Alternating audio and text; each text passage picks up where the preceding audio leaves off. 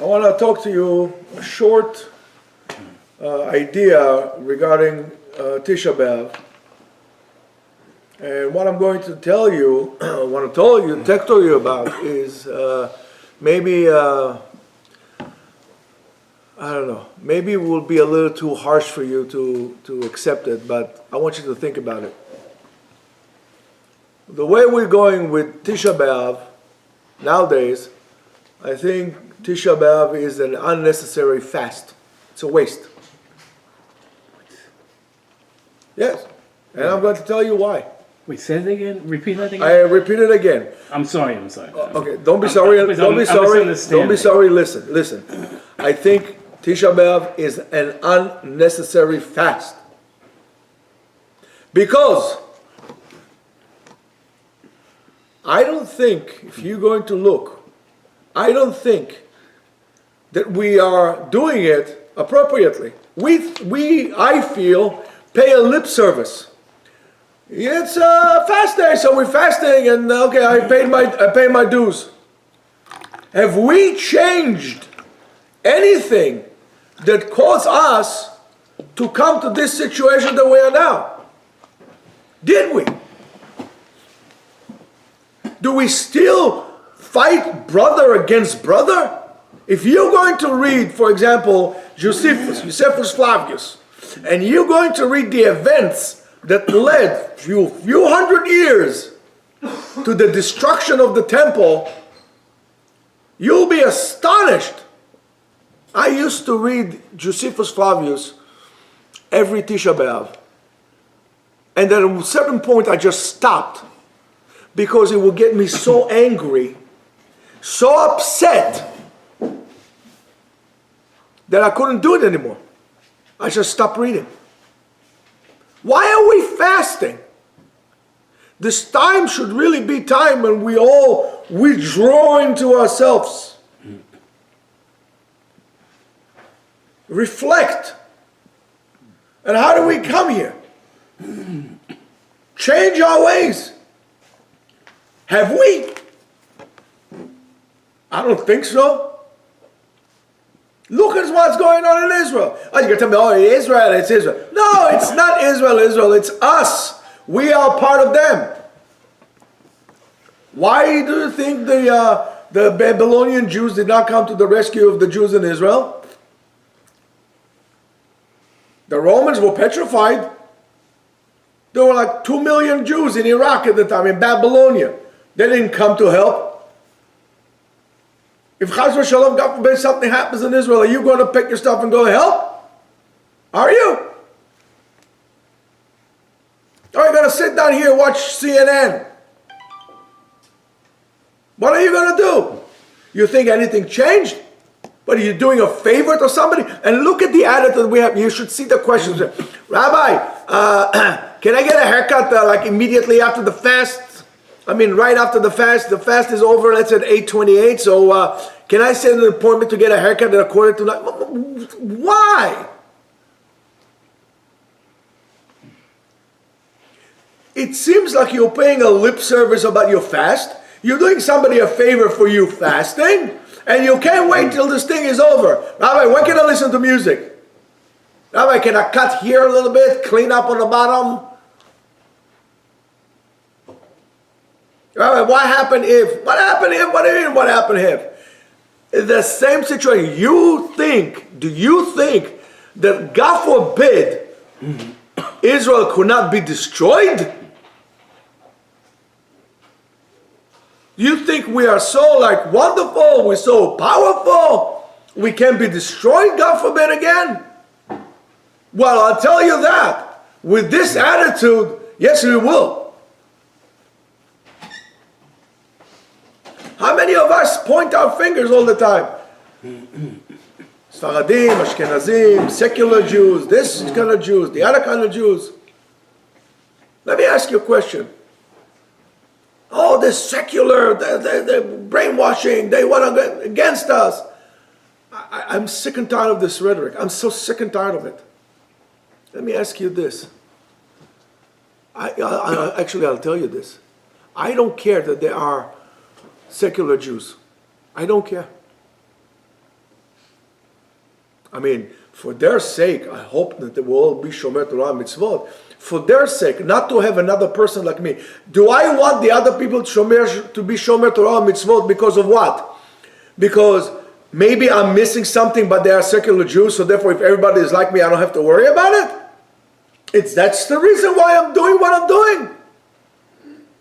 For their sake, I hope that they all be Shomer Torah mitzvot. But if they choose not to, then they choose not to. Do I hate them about this? Absolutely not. Let me ask you a question. What would you do if you had a son or you had a daughter? They went off the derech. They don't keep Torah mitzvot anymore. Are you going to hate them? Are you going to hate them? Let's say, for example, I'm going to be very blunt with you. Let's say, God forbid, you have a son who is a homosexual. Are you going to hate him for this? I mean, after all, he's your son. I'm not saying you should be happy and proud. You feel sad, but you're going to hate him? You're going to be there because he's your child.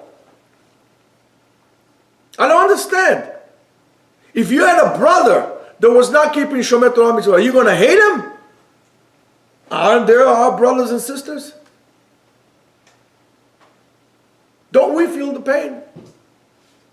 Don't we feel the pain of, I don't know if any of these people, and I hope I'm wrong, any of these 115 captors that are there, I don't know how many of them are alive.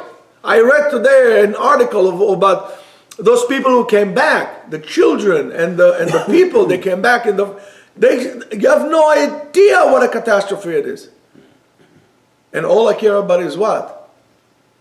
Why can't I listen to music? How can you listen to music to begin with?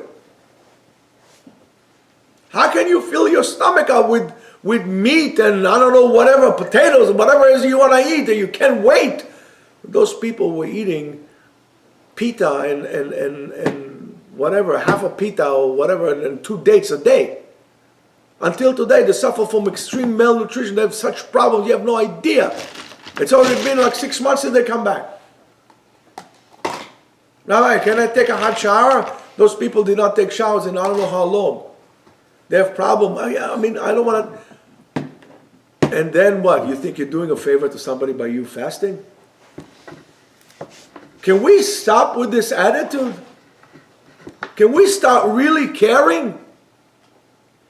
Can we do the mitzvot the right way?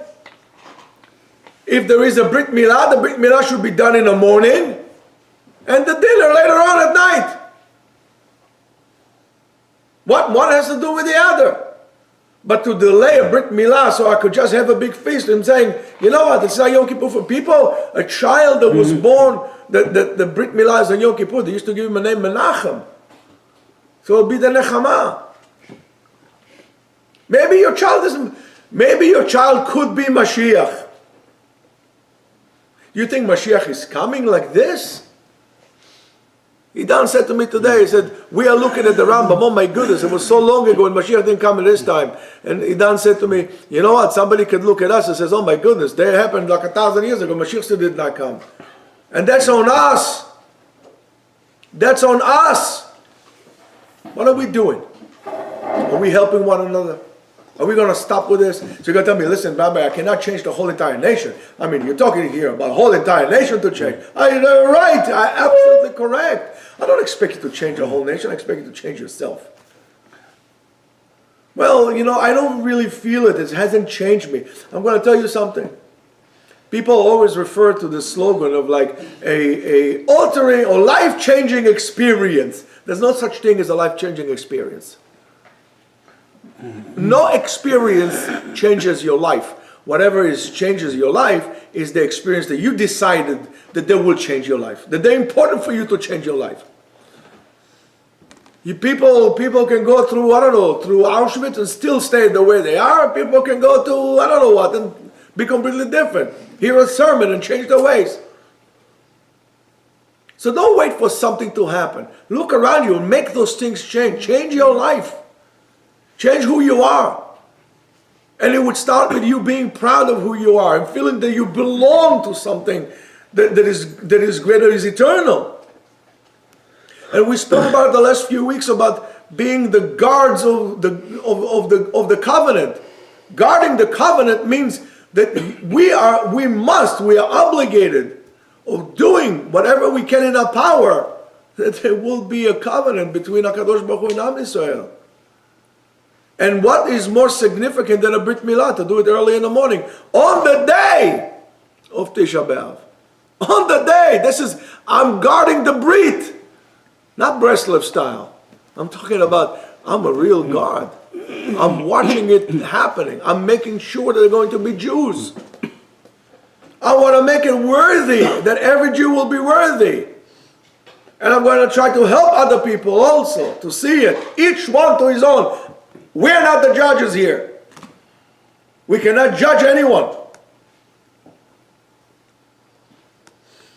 And yet I've seen very, very secular people who did things that are on the highest level of Kiddush Hashem possible. Don't be so quickly to judge people. As I said to you before, I said to you on Thursday, it's enough, it's about time, and it's enough for us pointing fingers. We need to be able to start lifting fingers. Don't point, help. Don't criticize, help. And that help should come from a place of love. Not because you have to, because you want to, because you understand that he is your brother also. This is something you get in the army. This brotherhood of blood, that what they call a baptism on fire. Brothers in arms. We are all in that. It's 2,000 years of constant misery. And it is our obligation to put an end to it. And how are we going to put an end to it? By being proud of who we are and caring for one another. No strings attached. You're talking about sinat chinam? I'm talking to you about ahavat chinam. I'm not even talking to you about ahavat chinam. Ahavat chinam is, I'm talking to you about love, period. Nothing else attached to it. Pure love. And we said it many times. Love is the same numerical value as one. You love your fellow Jew because you feel you are one with him. And it's about time that we feel one with somebody else. Respect each and every one to his character, to his colors, to whatever it is, his expressions. Accept people the way they are. Don't judge them. But this is what it means to love. You should feel that you're one with that person. I mean, for crying out loud, we have 10 fingers. None of our fingers have matching fingerprints. They're all different. And within our own selves, that exists. That difference. Celebrate the difference. Accept people. Bring them about, who they are. Accept them for who they are. And when you fast and don't do so out of narcissism. Do so because you really care. And that will make it a day.